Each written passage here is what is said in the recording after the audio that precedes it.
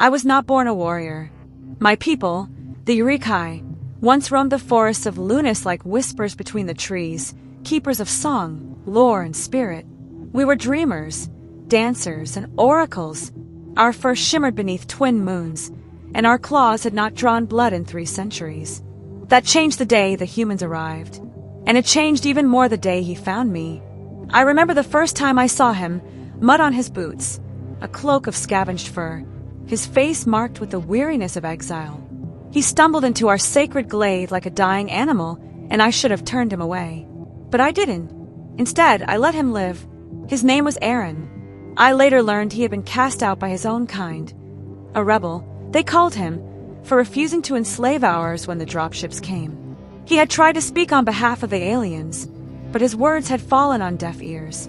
They beat him, stripped him of rank, and left him in the wilds.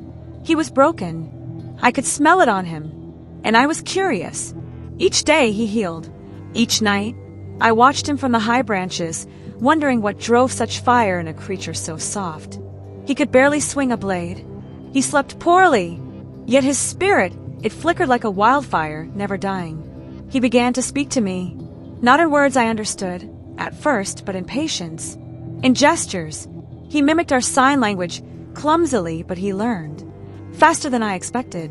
And one evening, as twilight bled through the trees, he said clearly, "You are more than they see." I laughed. A low, cynical chuckle from a creature who had watched her people die in cages. "We are prey," I replied. "That's all they see." But he shook his head. "You have strength. You just don't believe in it yet."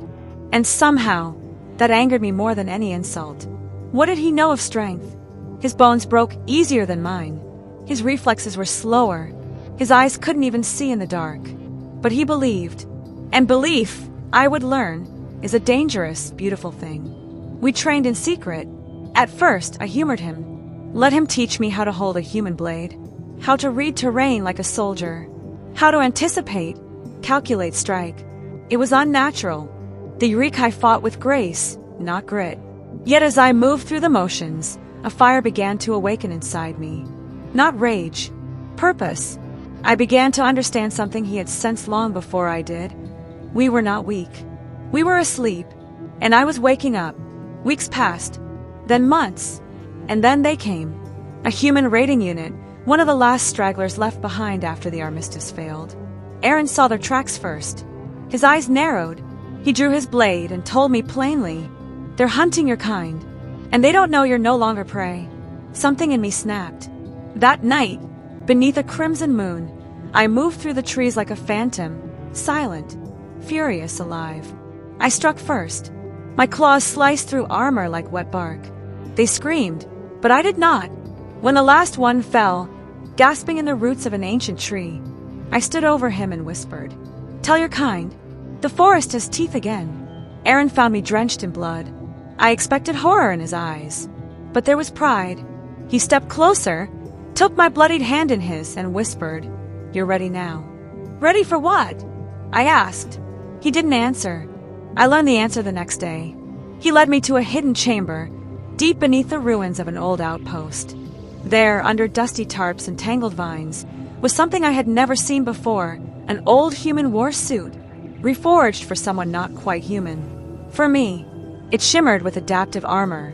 Organic fiberwork stretched with my movement. And on the chest plate, he had etched something in his tongue. For the warrior she became. I couldn't speak. My people never wore armor. Never needed to. But now, as I slid the suit over my fur, I realized why we must. Not to conquer. To survive. And to protect what was left. We fought together for 2 more cycles. Not as prey and protector, but as equals. As something more. He never said the words, and neither did I. But when the stars overhead blinked like ancient memories, and our backs pressed together in the heat of battle, I felt it in every breath. Love, among the ashes. But all stories have an ending. Ours came beneath the canopy of flame, when the final human battalion launched its scorched earth purge. They dropped fire from the sky, poisoned the rivers. They wanted the forest gone. They wanted us gone. We struck first. I don't remember much of the last battle. Only that Aaron fell saving a child. Only that I screamed like a storm when they shot him through the chest. And only that, in his final breath, he smiled at me and whispered, "Now you make warriors." Then he died. It has been many seasons since.